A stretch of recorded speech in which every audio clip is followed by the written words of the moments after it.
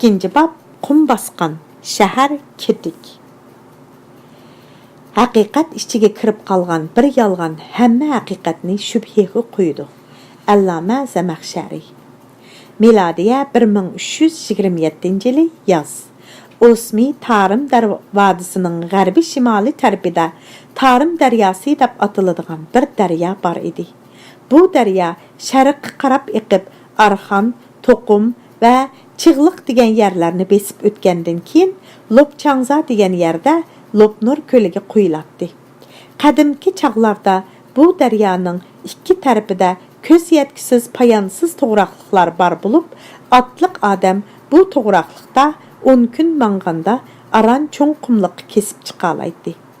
Bu daryoning etak terim deb atiladigan yeriga yaqin bir yerda shahri ketik deydigan bir shahar bo'lgan. Shu chaqlarda bu yerlarning bir qismi texi Әмділәтін исламлашқан болғашқа, bu şəhərdə yaşaydıgan Uyğurlarının İslamiyetke bolğan etiqadi texi tövən basqışda turvatatdı. İslam şəriəti bu yerlərdə texi toluq icra olub ketilməyən idi. Tarixi xatirələrdəki bunu bir abzas söz bizning bu gipimizni ispatlab berələydi. Qaysı millət, qaysı məzhəb işgənligini bilgili bolmaydı deb yazılğan idi. Bu xatirlarda musulmonmikin desa namoz o'qimaydi, nazir chiroq qilmaydi, ro'za tutmaydi, xayr sadaqa qilmaydi, aroq sharob ichishidi. Kafirmikin desa iymon etib musulmoncha kiyim kiyishidi, musulmoncha so'zlashidi. Ulardan sizlar qaysi mazhab va qaysi millatdagi xalq? Podshoyingizlar bormi? Eti nima? Olim o'limalaringiz bormi? deb so'raganda ular aytdilar ki padişahımız var. Eti Sultan Abdüqays, laqimi Zayirşah Katayikidir. Alim ölüme mezhep degenni bilmeymiz. La ilahe illallahu Muhammedin Resulullah degenden özgünü uqmaymiz. Bu şəhərinin o'ttirsida Registan deb atıldığan kəngri bir meydan bulup, meydanның kun bitiş tarafiga musulmonlarning jami deb atıldığan bir məscidi o'rinlashgan. Bu jamining imomini shahri ketikdikilar Qarabaxshi deb ataydi. Qarabaxshi degan bu so'z qadimgi Uyg'ur tilida cho'ng mulla Mavlana deganlik bo'ladi. Musulmonlar bu Qarabaxshini Mavlana Sheyx Jaloliddin Ketiki debmi ataydi. U Ketik shahridagi mashhur islomiy o'lima Shayx Islam edi. Shu zamonlarda bu atroflarda yozda yomg'ir, qishda qor yog'may, tog'lardan keladigan suv uzilib qolganlikdan Tarim daryosi qurib ketgan edi. Uda davom qilgan qattiq qurg'oqchilik bu yil 10-yilga qadam qo'ydi. Daryo shahobchilar, ko'l havzalar qurib ketdi. Payansız taklimakan qumliqi Ketik shahrini to'rt tarafdan barg'ansiri qurshab kelishga boshladi. Bu shahar o'zining ilgirki hayvatlik tusini butunlay yo'qotgan. Uning atrofida burunqi ko'kil maydonliq, chimanzorliqdan amdi qilchimo asar qolmagan edi. Ko'shmi qum necha yuz chaqirim qilinliqdiki quyuq to'g'roqlarni besib, quritib, butunlay yo'q qilgandan keyin yana davomliq shahri Ketik tarafga qarab ilgirlab besib kelaverdi. Rahimsiz aqar qum o'z yo'lida oldiga uchirgan son-sanoqsiz daryo shahobchilarning qinini tindirib tuzlab bo'lgandan keyin marvoyitdek paqirab ko'rindigan Zumrat ko'l havzalarni tindirishga ulgurgan edi. Burunqi mashhur buloqlarning ko'zi etilib, endi zodi suv chiqmas bo'lib qolgan edi. Yaylaq turmushi gullangan vaqtlarda odamlar mol padilarini sug'urish uchun qazgan cho'ng quduqlardan boshqa suv manbasi asosan uzilgan edi.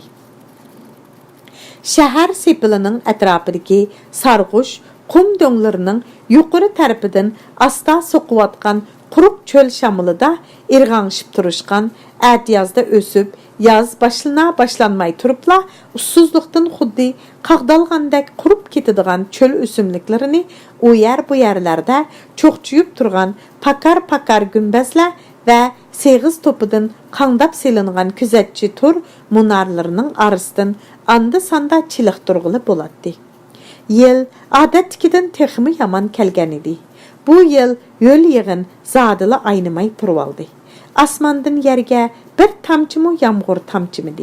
Qağcırap ketken yerlerden topçan asmanga poqırap kötürletdi.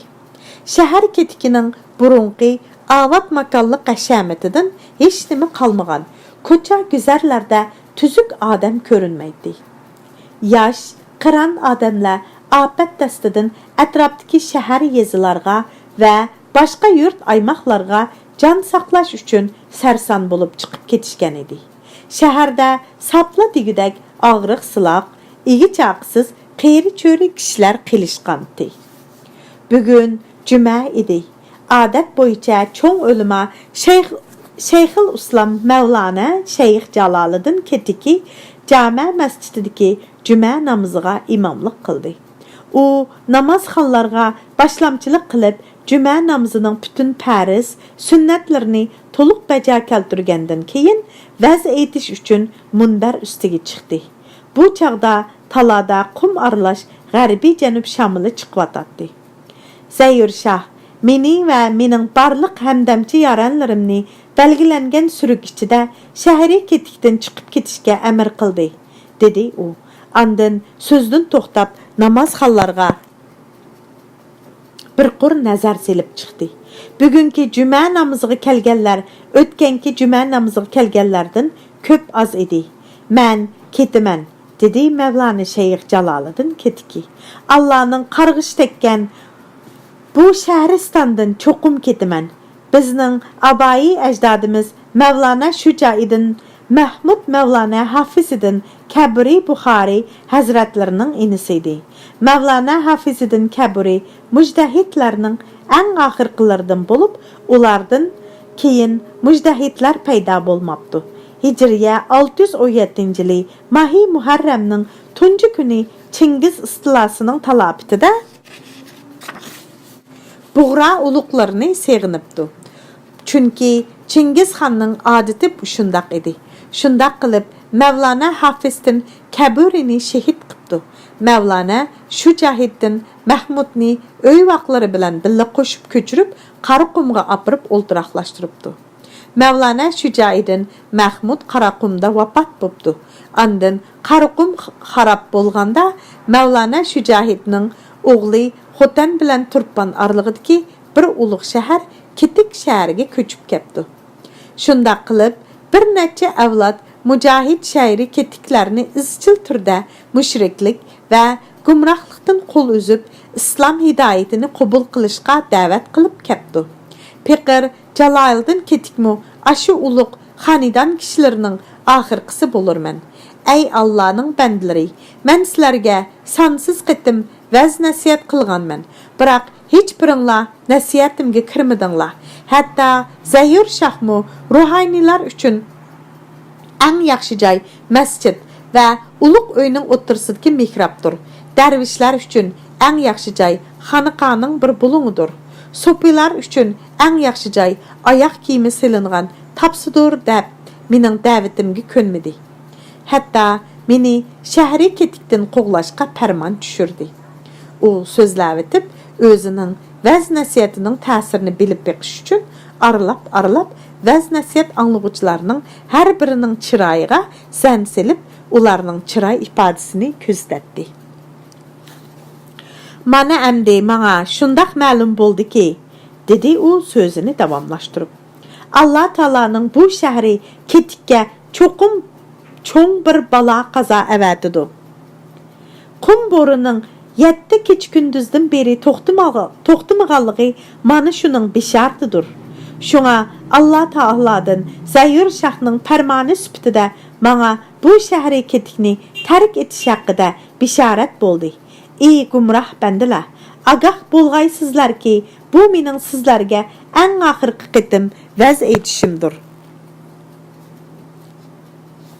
Ro'za g'arimning buzilishi, shahriy ketikdan haydalishim yuragimga tugman pesh patqandek o'rnab ketdi.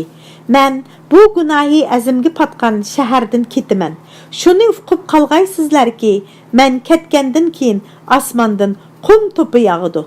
Allah'ın qahri g'azabidan yaralgan bu topan balası şəhri ketikni vayron qilgusi. Asmandan qum yığıb şəhri ketik ahliga ajal şarabı içirir. Zayir Şah taxit mülkidən ayrılıb özü ömrü gurbətdə, yalğızlıqda və müşkilat, muhtajlıqda ötür. Mən əmdi sizlərdən ruxsat tiləymən və sizlər bilən xoşlaşımən. Bunundan keyin bizə didarlaşış qiyomatda baqi bo'lgusidir. U va'zini tugatgandan keyin munbardan tushdi-da, xuddi masjid ichidagi cho'qan silishib yig'ilishayotgan namozxonlarning noli faryodlarini anglamagandek, oppoq soqollarga ko'zlaridan mo'ldirlab oqqan yoshlarni surtishayotgan bovaylarni ko'rmagandek va hushidan ketib yiqilayotgan taqvodorlarni bilmagandek qilib, beshini tik tutqunicha jamianing ishigidan chiqib ketdi. Bu chaqda bir guruh odam uning orqasidan agishib mangdi. Bu odamlarning arasida uning 10 yoshlik o'g'li Arshidin degan g'ojizodisi, shogird yaralari va masjidning ma'zini shayx sahobidan bor edi.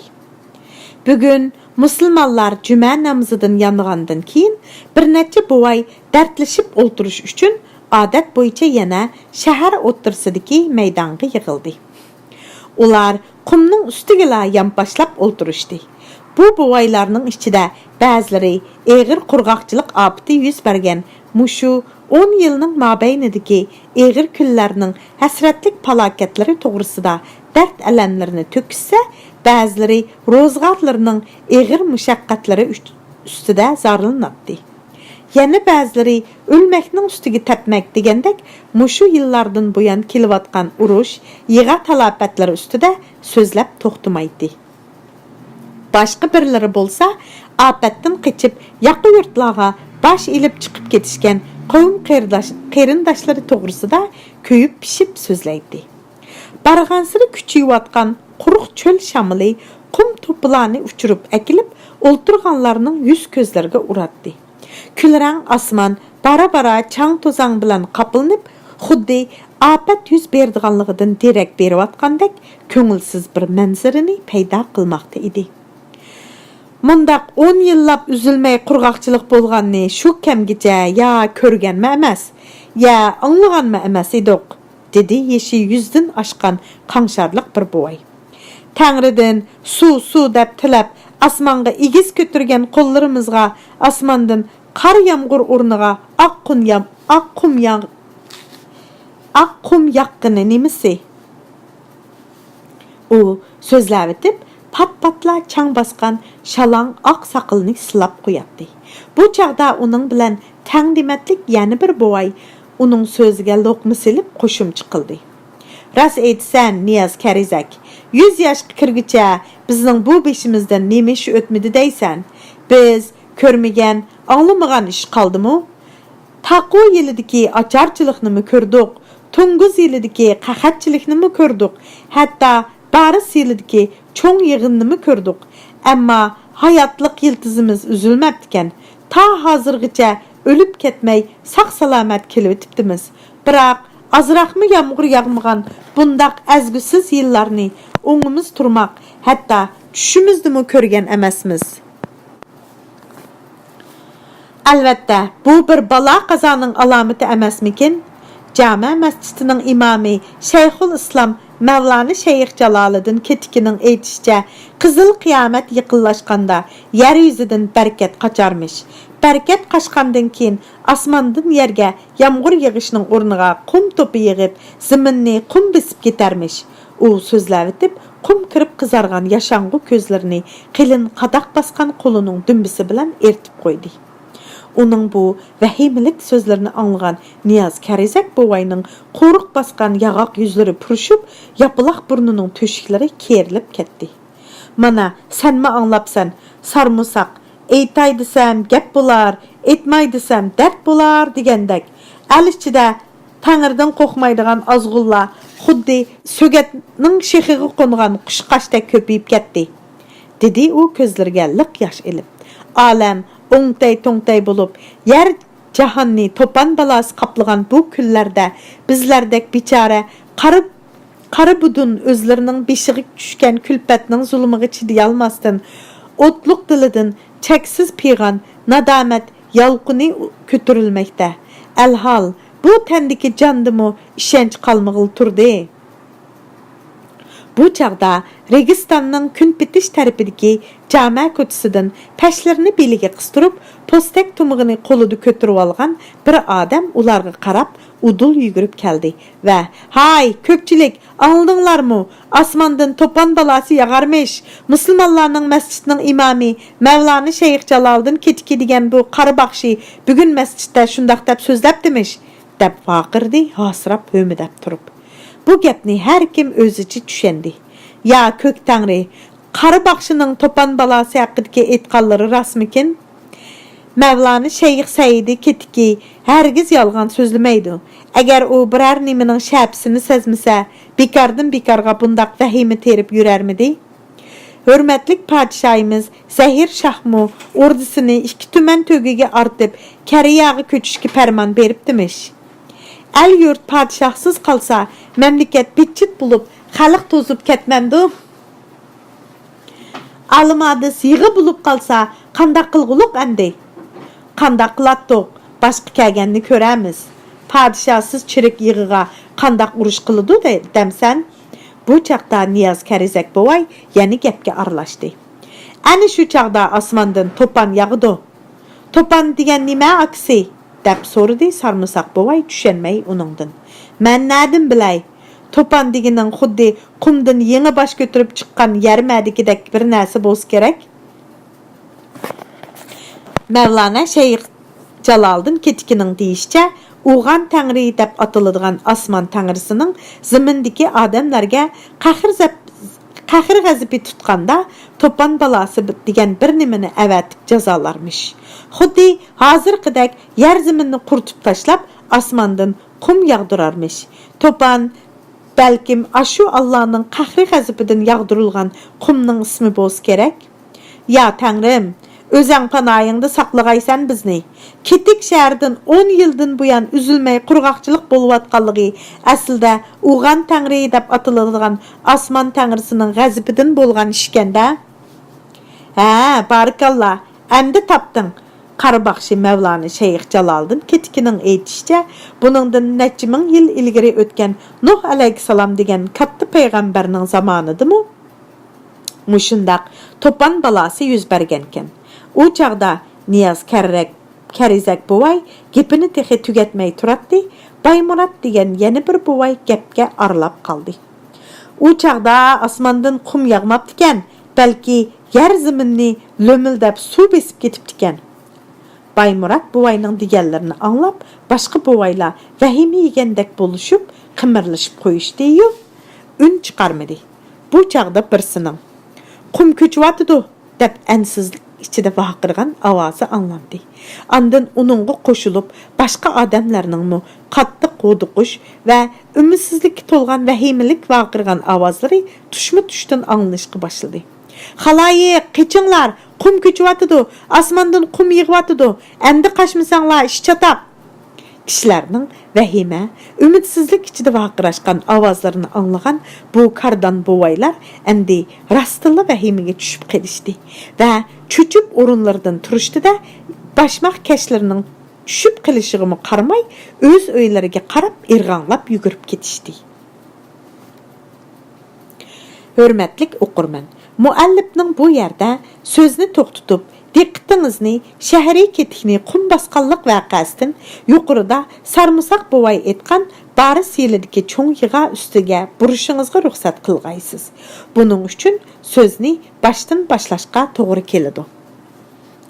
Miladiya 1225-yili buyuk istilochi Chingizxon o'z hukmronligi Quyosh patmas zimin deb atalgan bepoyon keng joylarni o'zining Jo'chi, Chag'atay, O'gaday va To'loy qatorliq 4 o'g'liga bo'lib berdi. Bu so'yurg'anliklar tarixda Qipchoq xonligi, Chag'atay xonligi, O'gaday xonligi va Elxoniya xonligi deb atalgan ayrım halda 4 xanlıq bulup quruldu.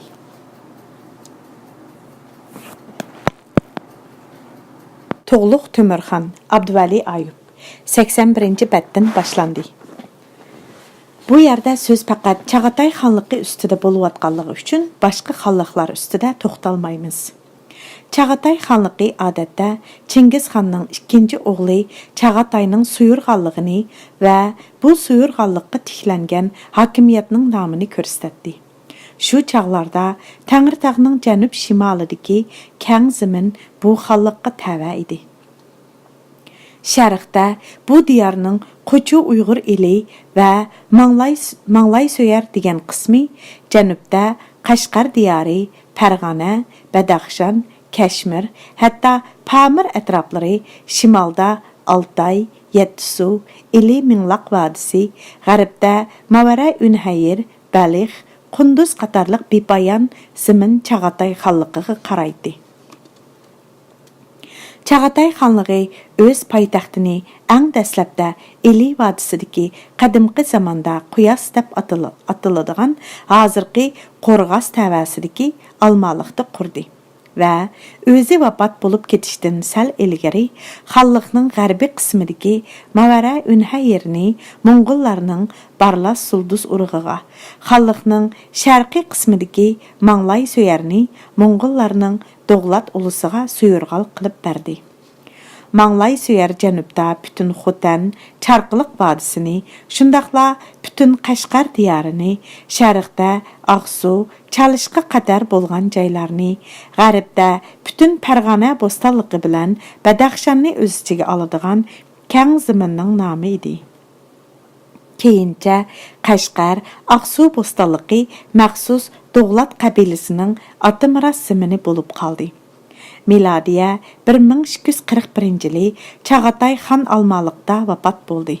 Onun hayat vaxtidəki qararı və Monqollarının çoğ xanı Ögədəyinin qollışı bilən Çağatay xanның nəvrisi Qara Hilaku boğusu Çağatayның taxtiga varıslıq qılıb Çağatay ulusunun xanı buldu.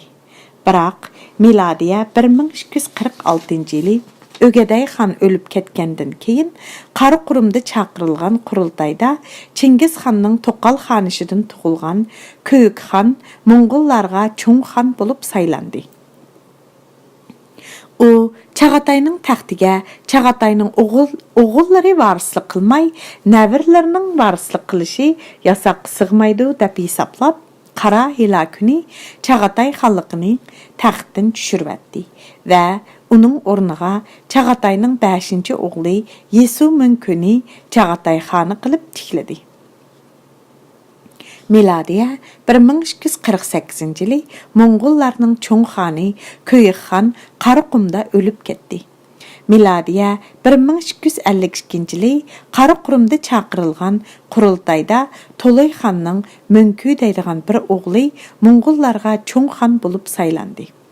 O, taxtga chiqibla burunqi çoğ xan Köyük tərəfindən taxtdan düşürülgən burunqi Çağatay xanı Qara Hilakuni yengbaşdan Çağatay ulusunun taxtiga chiqardi. Taxtdan məhrum qılınğan burunqi Çağatay xanı Yesu Münkü taqdirga tan bermasdan to'polon ko'tirdi. Biroq to'polon Münkü xan tərəfindən tezli tinchitildi. Bu məzgillərdə Çağatay xanı Qara Hilaku ölüb ketib, taxtda onun çoğ xotini Ərginə xatun muvaqqat xan bulub olturdu.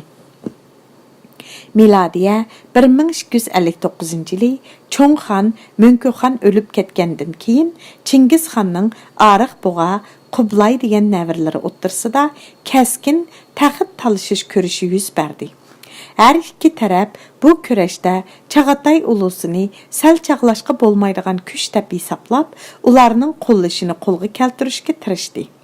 Arıq Buğa Ərginə xatunның ornuğa Çağatayның Arğu degan nəvrisinin Çağatay xanı buluşunu qolladı.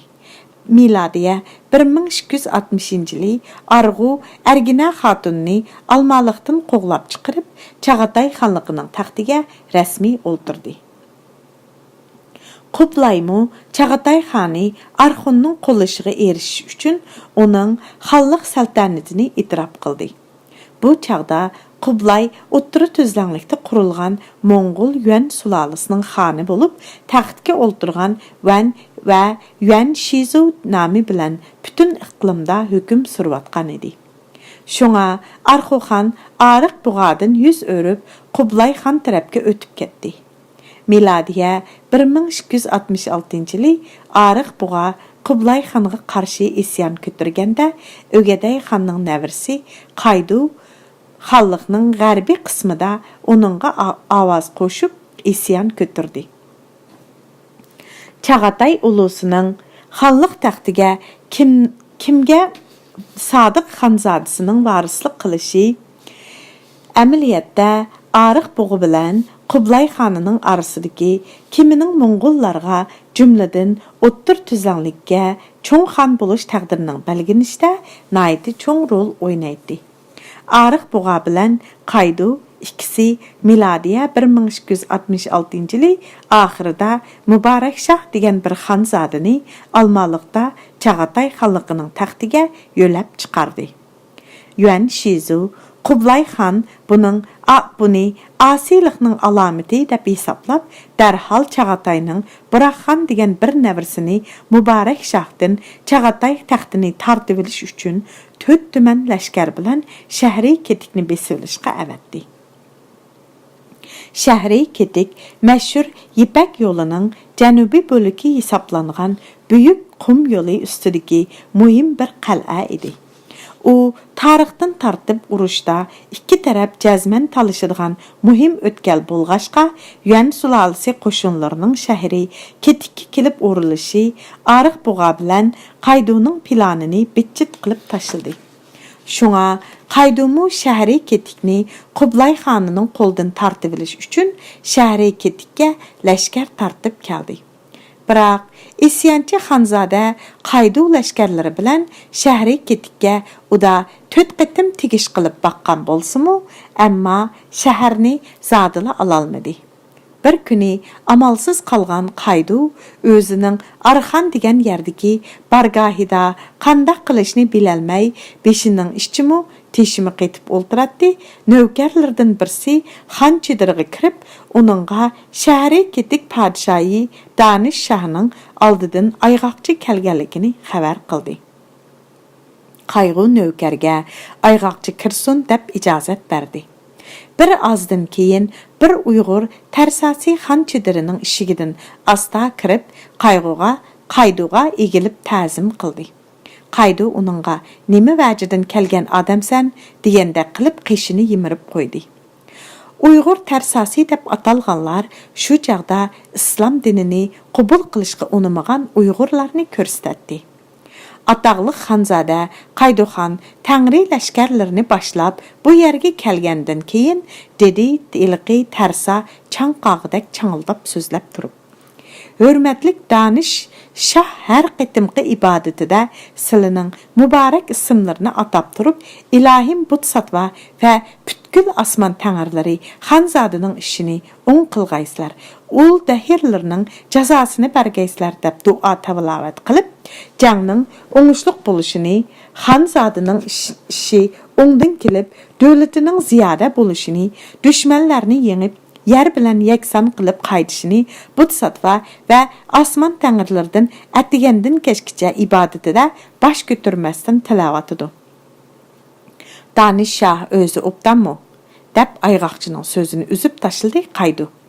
U menga ibodatida butqa bosh urishdan boshqa yana qanday yordam berishni o'ylayotdi.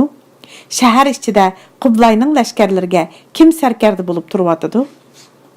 Xonzodamga ma'lum bo'lgayki, dedi Danish Shahning ayg'oqchisi darhol Qayduning so'ziga javoban. Shahardagi Moңg'ul qo'shinlarga Qublay xonning O'rin Xadan degan sarkartisi boshchilik qiladi. U mijozi to'limi usal, qilgan so'zining tayini yo'q yoki qilgan ishining unumi yo'q bir odam ekan. Danish Shah deganni ko'zga ilibmi qo'ymaydi. Qo'l ostidagilarga intayin qattiq qo'llik qiladi. Ammo u urush ilmiga bak pishiq odam ekan. Moңg'ul lashkarlari sizlarning shaharga qilgan 4 tapqurlik hujuminglarni ashu O'rin Xadan degan sarkardining tuzgan plani bo'yicha bitchit qilgan. Hazır shahardagi Mo'ng'ullar sizlarga umumiy hujum qo'zg'aymiz deb jiddiy tutish qilyapti.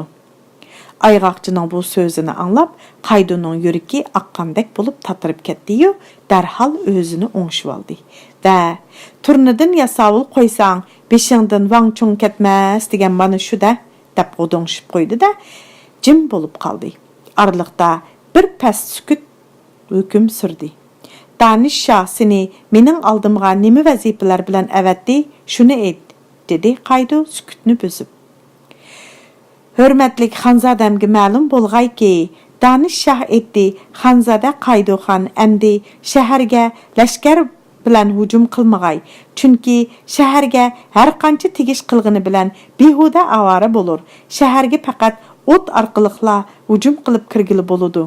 Qaydu taajjub ichida qishini ko'tardi. O't orqaliq? O't bilan qanday hujum qilarkanman? Shahri ketikning uylari yog'ochdan qurilgan. Shunga kishilar odatda suvdan, yer tavrashdan qo'rqmaydi. O't ketishdan baq qo'rqidi. Agar xonzodam siz amal qilib tanlab silingan bu uy imoratlarning bir qismiga o't qo'yib ko'ydirib etalsingizlar, qolgan qismining yenib ketishiga shamol yordam qiladi. Qaydu ayg'oqchining so'zini anglab kuldi.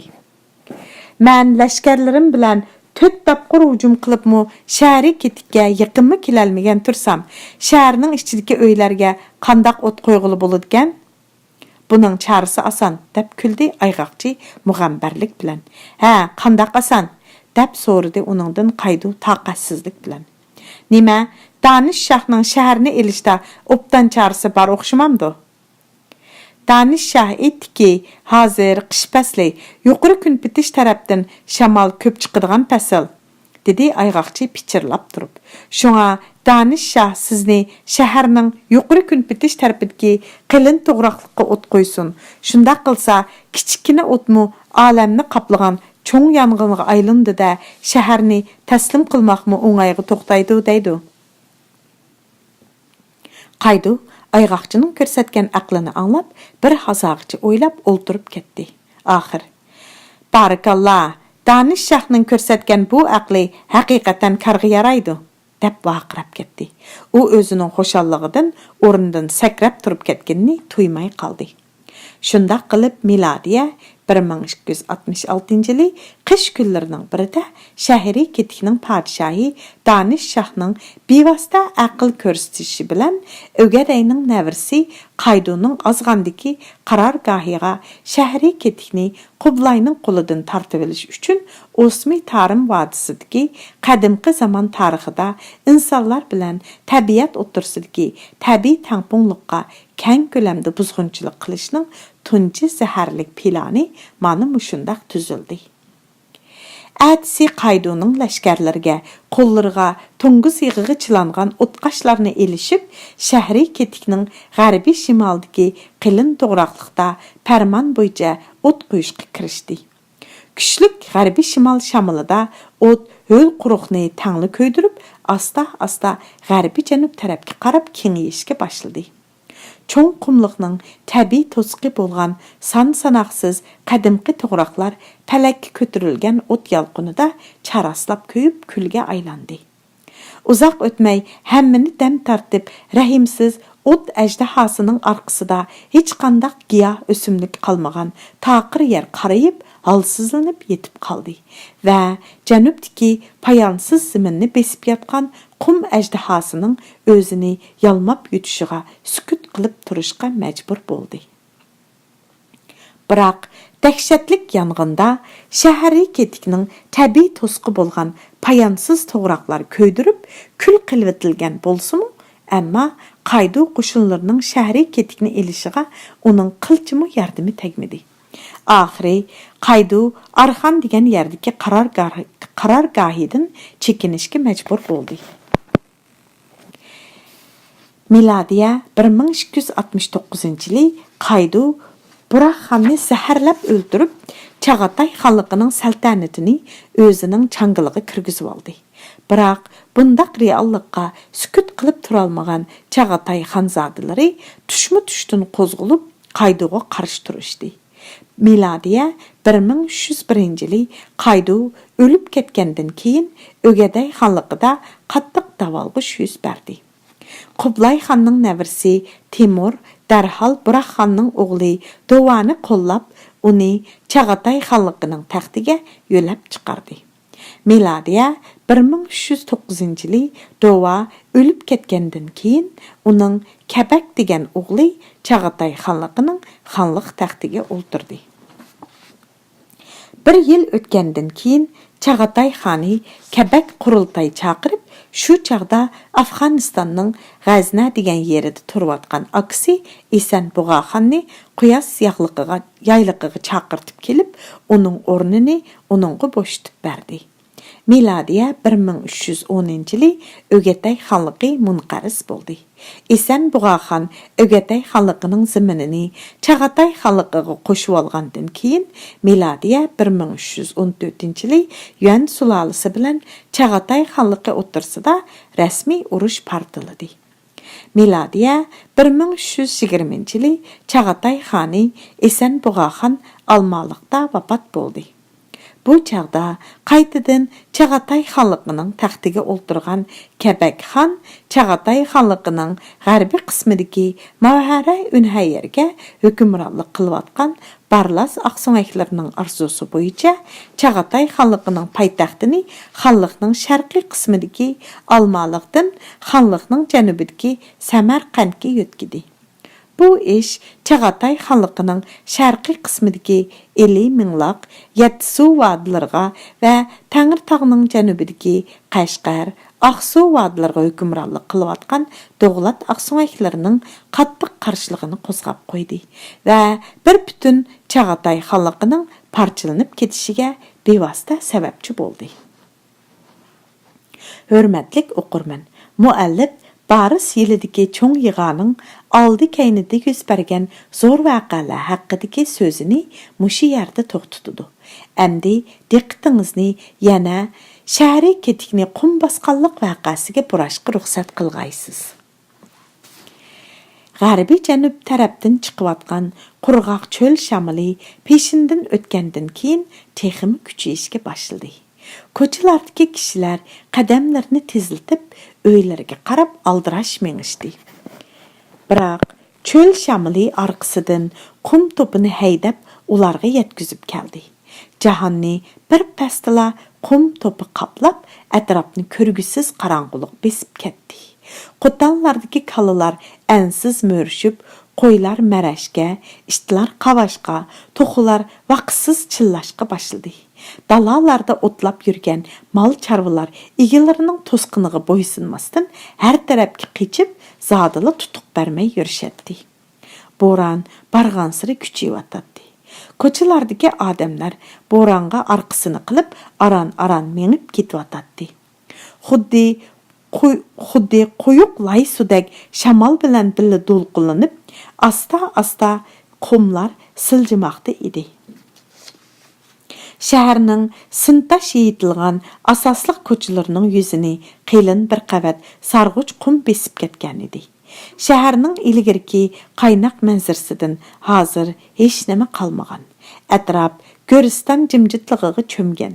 O'yla orollardagi gul-giyohlar susrab, chechak atgan gullari so'lishishga boshlagan edi. Bugun baldırlı gugum tushdi. Kishilar uylariga chiroq yondirishdi. Talada shamol teximi kuchayishga boshladi. Bo'ron osmondan qumni yomg'irdak to'kyotdi. Kishilar ishik to'ngliklarini mahkam etib bekinib olishgan edi. Shundaqdimi qum xuddi kalgun sudak ishikning yo'chuqlaridan uyning ichiga eqib kiryotdi. Әдісі таң атқанда боран тоқтыған топ-тұмаллық асман сүзілген еді. Bir az soqib turgan salkin shamolni hesabga olmaganda yer jahon jimjit va yo'q-yo'ruq edi. Lekin butun shahar bog' hovlilar, ko'cha agunlar, hayvatlik qasr saroylar, egiz kashana imoratlar, hatto Zayur shohning qilin sepil bilan o'ralgan hayvatlik ordusimi butunlay qum ostida qolgan. Tünügünki qaynaq hayati kuchga ega Ketik shahri o'rinda bugun qatmuqat egiz qum barxanlari paydo bo'lgan edi. Atrof Go'ristonliqdek eg'ir jimjitlikqa cho'milgan. Hayotlik shami butunlay yenib tugagan edi. Aslidagi Registon chetiga joylashgan jami masjidning o'rnida nihoyat zo'r bir qum barxini paydo bo'lgan bo'lib, masjid munorining uchi bu qizil qiyomat fojiasiga zodili chidab turolmagandek qum ostidan dingiyib chiqib turadi.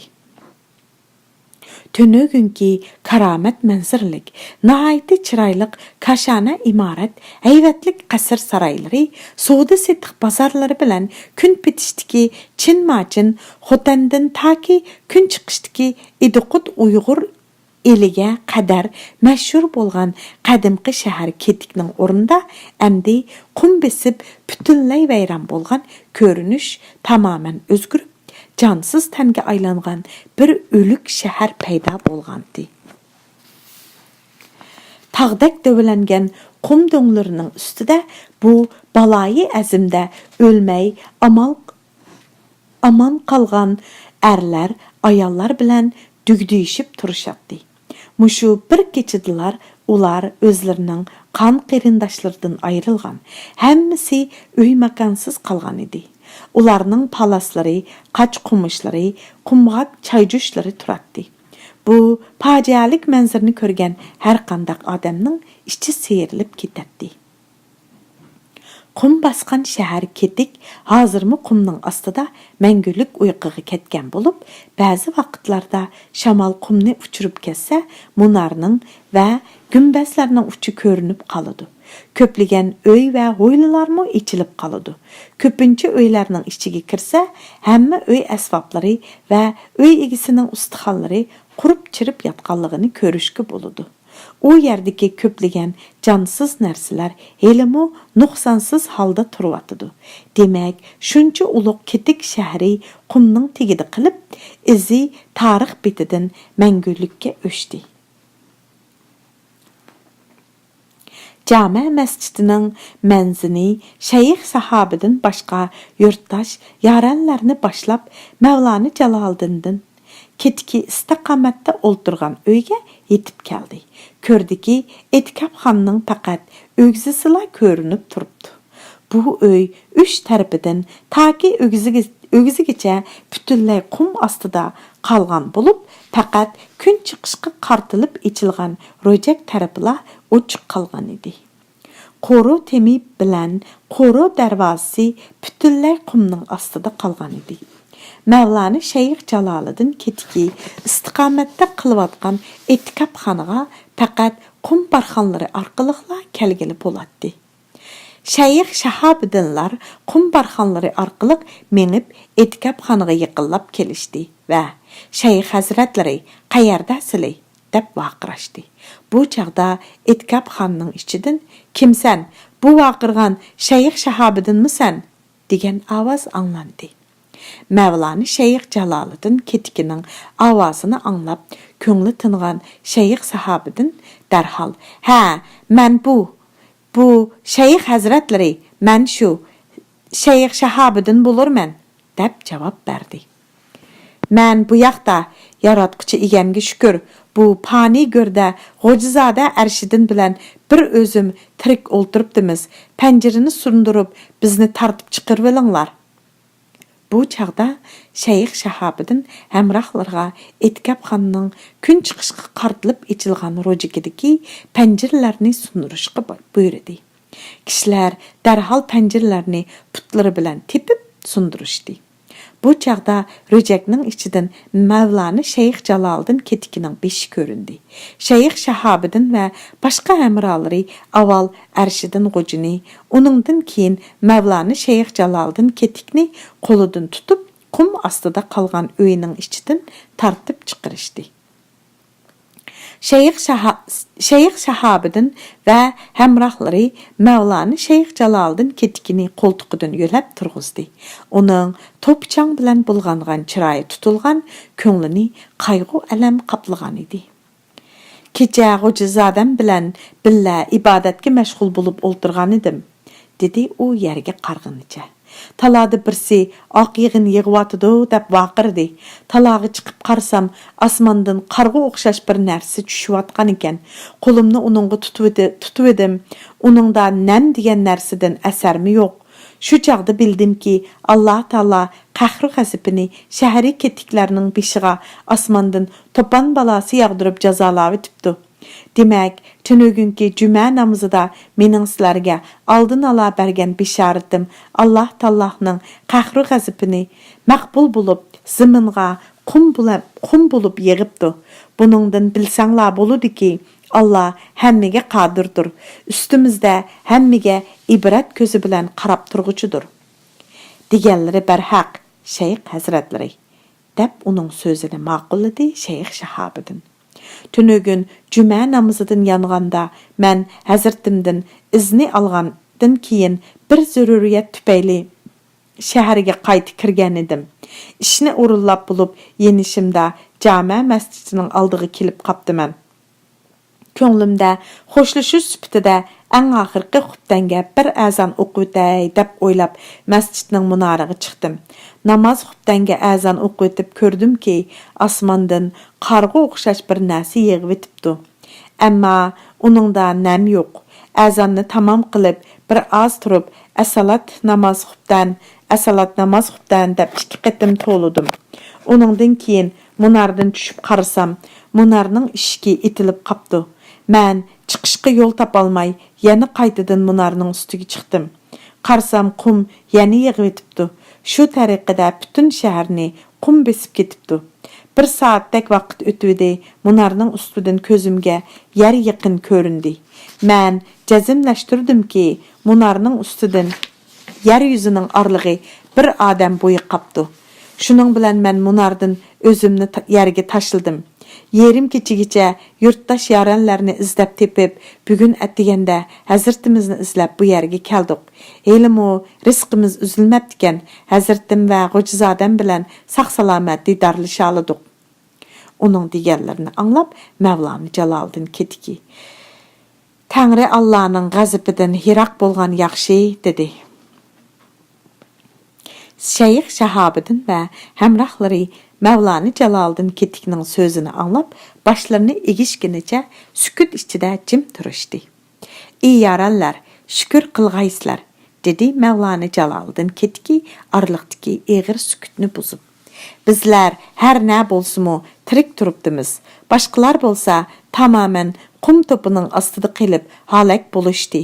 Ey Shayx Shahobiddin", u Shayx Shahobiddinga murojaat qildi. "Labbay hazratim, topshiriqlarni o'rinlashga tayyorman."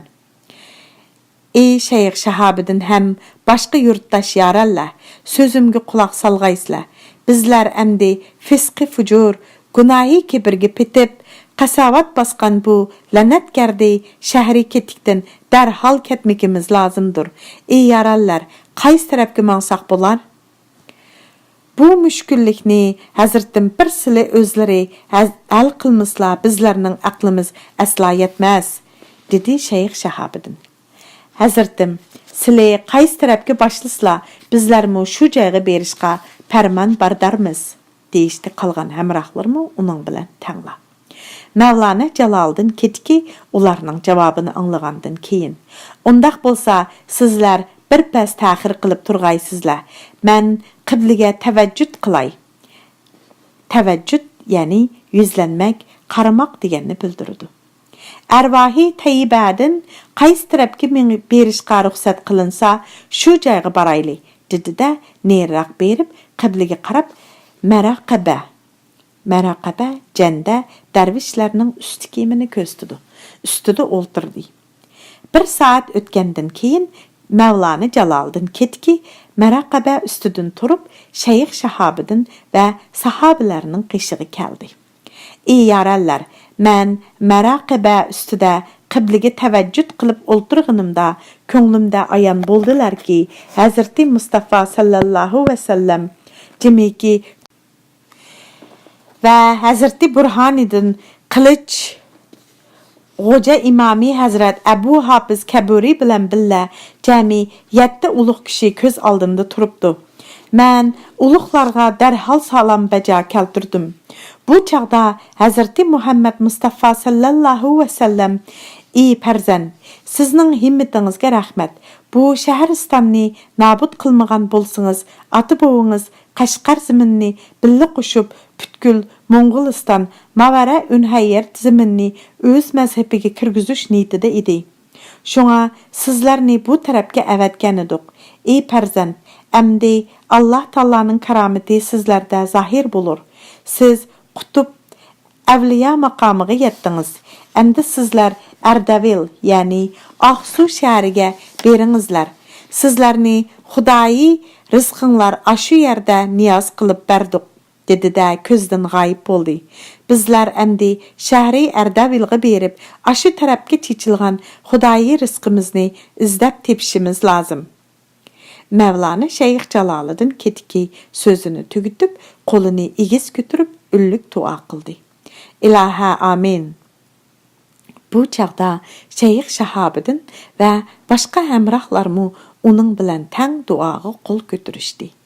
Iloha amin. Bu chaqda qum barxanlari ustida Mevlana Şeyh Jaloliddin Ketikining jarangliq qiroat qilgan ovozi yangradi. Nazm. Necha yil kasb etdik ilm va hunar. Necha yil qo'g'lashdik zar bilan zivar. Olam sirlaridan bo'lganda agah, hamma ishni tashlab bo'ldik qalandar. Puriyavali.